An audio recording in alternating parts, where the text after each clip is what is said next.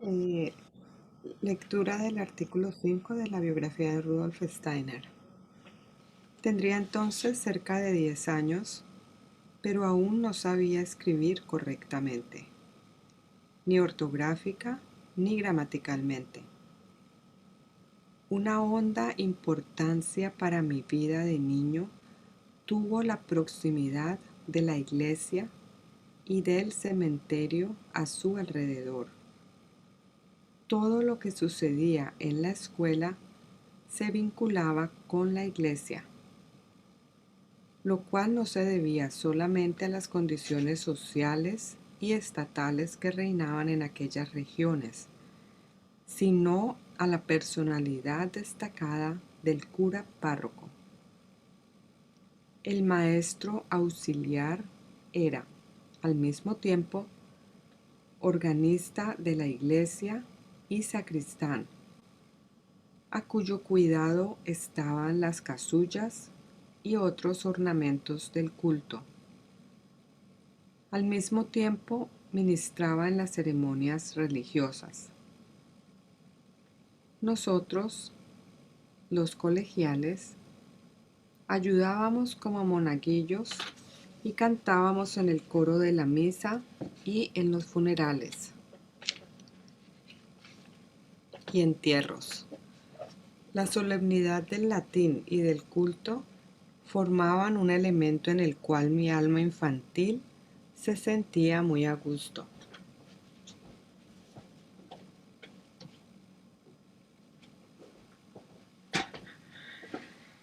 Hasta los 10 años participé intensamente en este servicio de la iglesia y así estuve siempre muy cerca del párroco al que tanto veneraba. En mi casa paterna no se fomentaba esta inclinación mía hacia la iglesia, pues mi padre no se interesaba por estas cosas, ya que en aquellos tiempos era libre pensador. Nunca iba a la iglesia con la que yo estaba tan íntimamente ligado, pese a que en la adolescencia había sido muy adepto a la iglesia a cuyo servicio había estado. Pero esto volvió a cambiar cuando se jubiló a la edad avanzada y se retiró a Horn, su comarca natal. Entonces volvió a ser un hombre beato, solo que yo ya no tenía ninguna conexión con mi casa paterna. De este tiempo de mi infancia guardo una impresión intensa en el alma de cómo el culto, en conexión con la solemnidad de la Santa Misa cantada, hace surgir ante el espíritu los misterios de la vida de un modo altamente sugestivo. La enseñanza de la Biblia y del catecismo a cargo del cura párroco hacían mucho menos efecto en el mundo íntimo de mi alma que lo que él me daba cuando intervenía en el culto como mediador entre el mundo sensorio y el suprasensible. Esto nunca ha sido para mí una mera formalidad, sino una honda experiencia. Y por tanto, más fue así cuanto menos comprensión encontraba de parte de mi familia. Ni aun en el ambiente doméstico, mi alma abandonaba la vida que había asimilado en el culto. Yo no participaba de ese ámbito doméstico. Lo veía, pero en el fondo pensaba y meditaba constantemente en ese otro mundo y lo sentía profundamente. Sin embargo, puedo decir que no era ningún soñador, sino que me las arreglaba naturalmente con todas las exigencias de la vida práctica. Los intereses políticos de mi padre formaban un contraste completo con este mundo mío. Otro funcionario que vivía en otra estación de la que era jefe, relevaba a mi padre en sus turnos. Venía a Neudorf cada 2 o 3 días y en sus horas libres de la noche charlaba con mi padre de política. Se sentaban a una mesa colocada debajo de los preciosos y enormes tilos que estaban al lado de la estación, donde se reunía toda la familia con el funcionario que venía de afuera.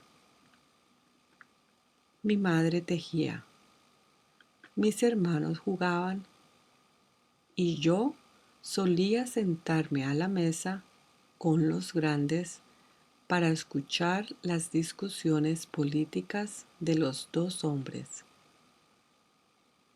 Mi interés, empero, no se concentraba en el tema de sus discusiones, sino en la forma que tomaba la conversación, pues nunca estaban de acuerdo. Si uno de ellos decía sí, el otro replicaba no. Discutían con violencia, con pasión, pero por encima de todo dominaba la bondad de corazón, que era un rasgo característico de mi padre. En el pequeño círculo que se reunía allí y al cual concurrían a menudo los notables del pueblo, solía aparecer de vez en cuando un médico de Wiener Neustadt. Atendía muchos enfermos de nuestra aldea, donde entonces no había médico, y venía a pie a Wiener Neustadt, a Neudorf. Después de visitar a sus enfermos, se llegaba a la estación para esperar el tren de vuelta.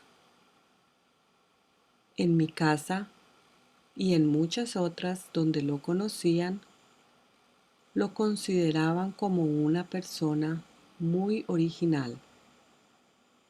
No le agradaba hablar de su profesión médica, pero sí de literatura alemana, y de él por primera vez oí hablar de Lessing, Goethe y Schiller. En mi casa paterna, jamás se comentaban estas cosas, pues no las conocían. Tampoco se mencionaban en la escuela del pueblo, ya que allí todo se encontraba en la historia húngara. El párroco y el maestro auxiliar no tenían interés por las grandes figuras de la literatura alemana. Así fue que el médico de Wiener Neustadt me abrió un mundo totalmente nuevo, ya que le gustaba conversar conmigo y a menudo se separaba de los demás después de haber descansado un ratito debajo de los tilos, para pasear conmigo en el andén de la estación. De un modo entusiasta, pero nunca puntilloso, hablaba entonces de literatura alemana y al mismo tiempo desarrollaba las más diversas ideas sobre lo bello y lo feo. También esta imagen se me ha grabado profundamente y en toda mi vida han sido horas festivas, las que me hacían recordar la personalidad de este médico y su figura alta y bien formada. Caminaba con paso resuelto, siempre con el paraguas en la mano derecha, levantada para balancearlo al lado de su cuerpo. Del otro lado, me veo a mí mismo, con mis 10 años, enteramente absorto en lo que él decía. Además de todo eso, me interesaban las instalaciones del ferrocarril. En el telégrafo de la estación aprendí las primeras leyes de la electricidad, aunque no fuera más que mirando su funcionamiento. También aprendí, niño aún, a telegrafiar. Mi modo de hablar se ha formado en el dialecto alemán usado en la Baja Austria Oriental y hablado en la mayor parte de las regiones de Hungría que limitaban con la Baja Austria. Leer y escribir eran para mí dos cosas bien distintas. De muchacho, leía sin fijarme en las palabras aisladas, pues mi alma se apoderaba inmediatamente de los conceptos e ideas, de modo que la lectura no tenía ninguna utilidad para mí en cuanto al desarrollo del sentido de la ortografía y de la gramática. Por el contrario, al escribir, quería fijar la imagen de las palabras tal cual se me presentaban en los sonidos de nuestro dialecto. Así tuve gran dificultad para aprender a escribir la lengua culta, mientras que la lectura siempre me resultaba muy fácil.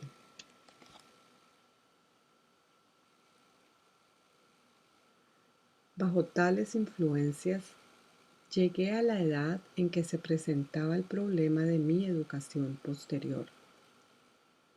Mi padre pensaba en mandarme a la escuela secundaria humanística o al colegio real, escuela secundaria técnica en Wiener Neustadt.